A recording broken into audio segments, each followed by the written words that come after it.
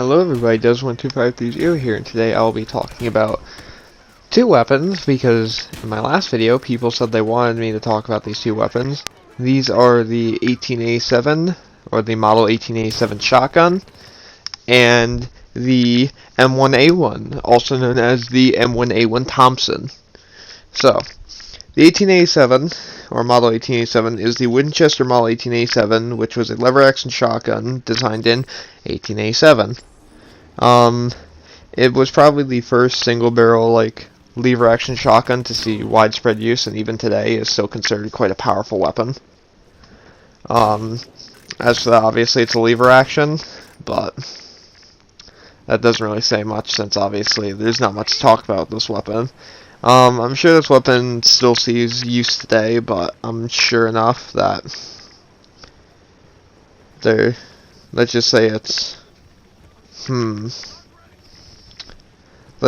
it's not exactly the most modern usable weapon. Either way. Let's get on to the in-game stats. So the weapon's unlock cost is 50,000. It is an all-kit weapon that can be used by all sides, or both sides, should I say.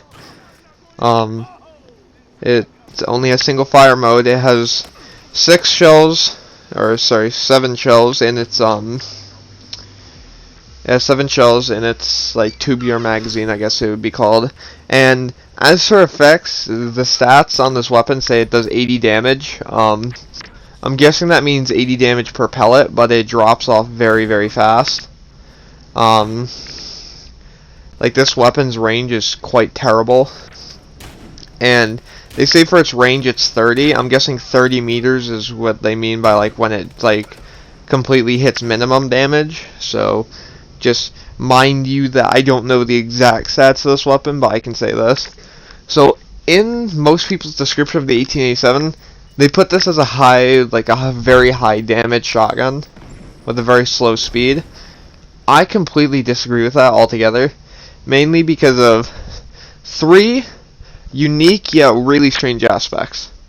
The first weird, I would say, aspect about this weapon is the fact that up until around 6 meters, this is the most consistent one-shotting shotgun in the game.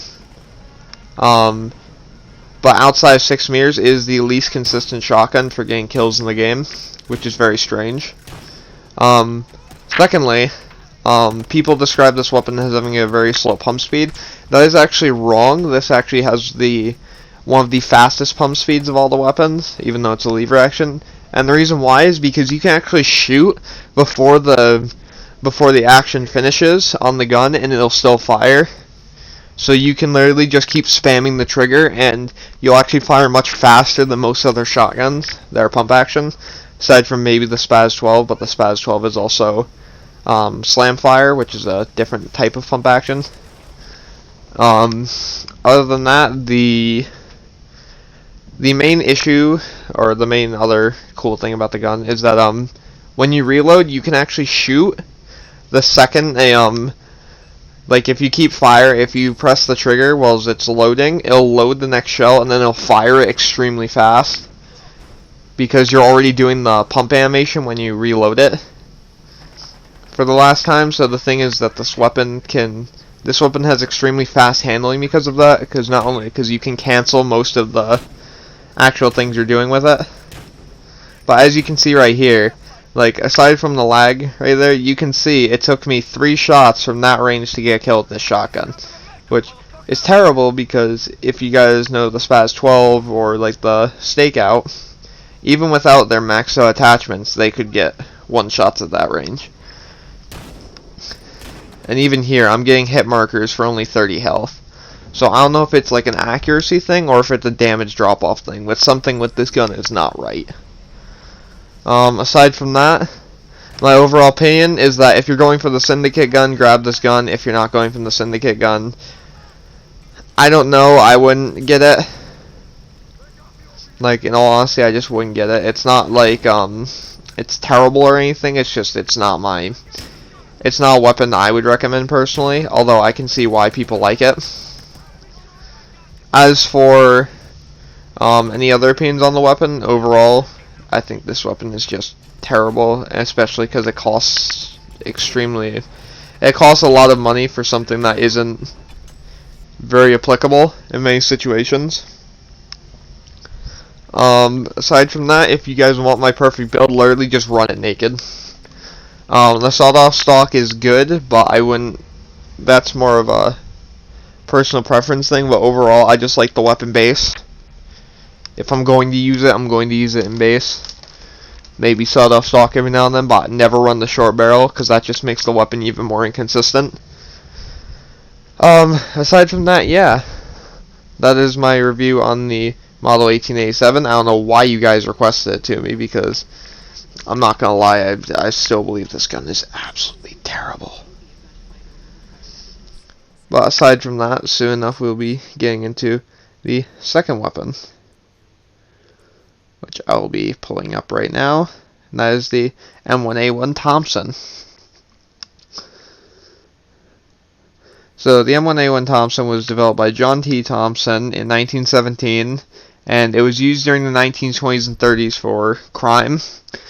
Namely, the most famous version of it was used by gangsters with a 50-round drum mag, which was very, very rare. Drum mags were barely ever produced, so the few gangsters that had them with drum mags were extremely, extremely notarized, I would guess. The M1928 was the version that most people used at the time, and the United States military adopted the M1A1 in 1938, and it's been used by pretty much everyone during World War II on the Allied side.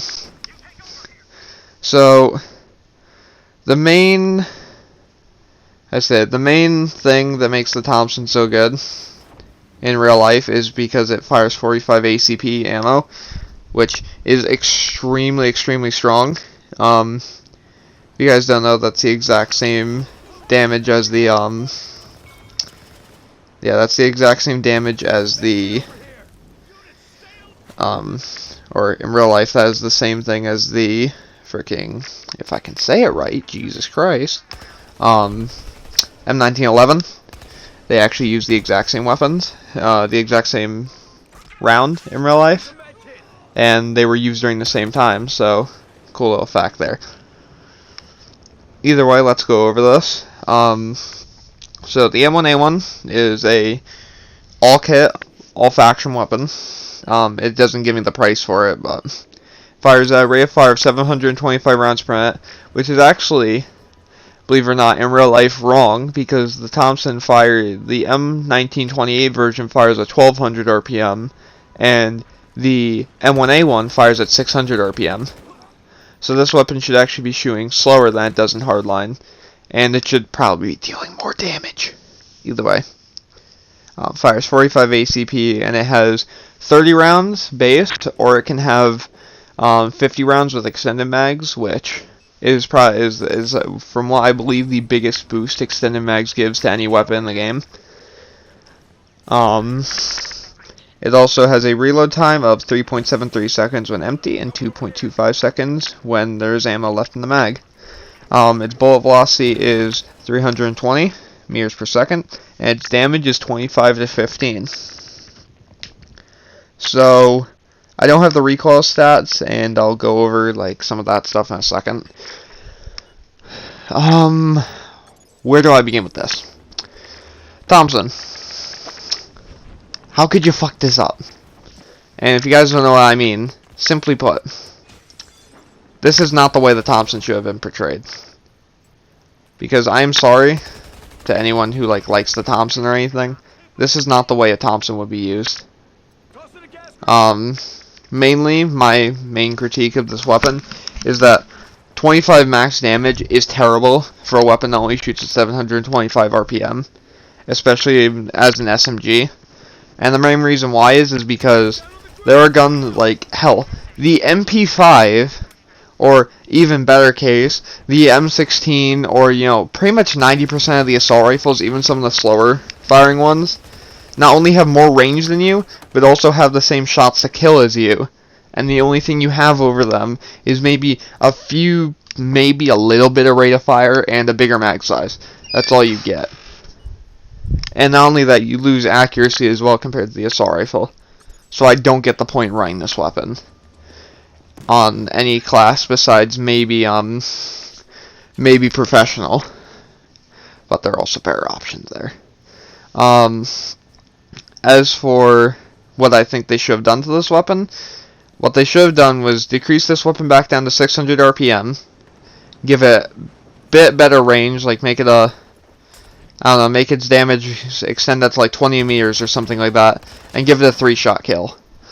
This would make it similar in stature to the M12 or the Uzi and stuff like that, as a somewhat slow firing yet heavy hitting over range submachine gun, and that would actually work very well because that would give this weapon a nice niche, and it would allow it to compete, and it would make it a very much better all-kit weapon.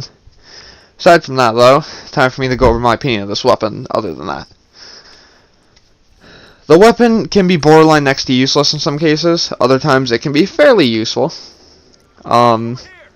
Mainly having 50 rounds and 250 in reserve if you have the extra mags ability is extremely good. 300 rounds on a weapon is not something to be scoffed at. And the 50 round mag means you can put down anywhere up to, I believe it was like around, not even 10, the more like, you can get around 12 people in one mag with this weapon if you're in close range, if you hit all your bullets, which is extremely good. But my overall opinion of this weapon is that it can be useful, but I wouldn't recommend it very often. Mainly I would recommend this as a professional or enforcer close range, like, versatile weapon. As for attachments, throw extended mags on, throw a stubby grip on. Why wouldn't you? I mean, you're getting extra ammo and you're getting better accuracy. And they're the only attachments for the gun. Like, if you're not running them without it, maybe I would say, oh, well, maybe for style points you run the 30 round mag. That's fine. But aside from that, there's no point in not running the other attachments. Aside from that, my main issue with this weapon is the fact that it has terrible accuracy and its scope is not exactly set right. Mainly because of the fact that the weapon they made the sights too bulky for what it is, and they made this weapon have so little accuracy that you can sometimes hit the broadside of a barn. Like, you can sometimes shoot people head on, tap firing, and you'll miss bullets. So, that's anything to go by. Aside from that, the iron sights can be misaligned. At some points, if you're strafing left or right, they become severely misaligned, and you have to sort of drag your aim to compensate for it. But if I'm going to say anything, I just wish they would have made it slightly better. Overall, though, this is still probably, on my end, probably probably one of the second best all-kit weapons in the game. The two best all-kit weapons going to the Springfield and the m1a1 or the m110 battle rifle. But either way, guys, hope you guys enjoyed me bashing these two weapons, sadly. Like I said, I do like playing with the Thompson sometimes. Don't let me say that the Thompson is terrible or anything. And I guess I'll go on to the star review for both these weapons. So, for the Model 1887, I'm giving this weapon a 1.5 out of 5 stars.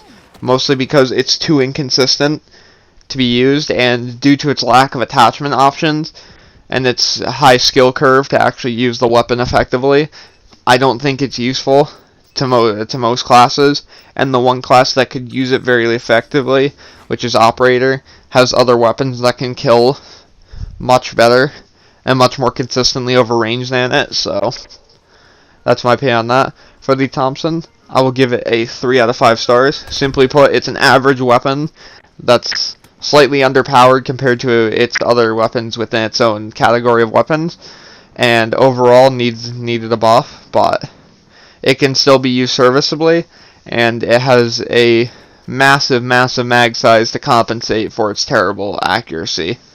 Well, for its terrible bullet inaccuracy.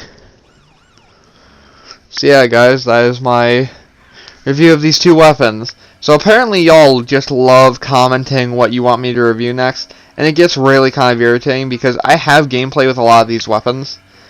These I actually shot back to back, as you could probably tell. Because I actually tried doing a whole all-kit weapon type deal at one point, but either way, y'all need to stop. Y'all suggest me way too many weapons and I get them done way too fast. But either way, I'll be making a Modern Warfare video soon enough. I hope you guys enjoyed, and I'll be seeing you guys all later.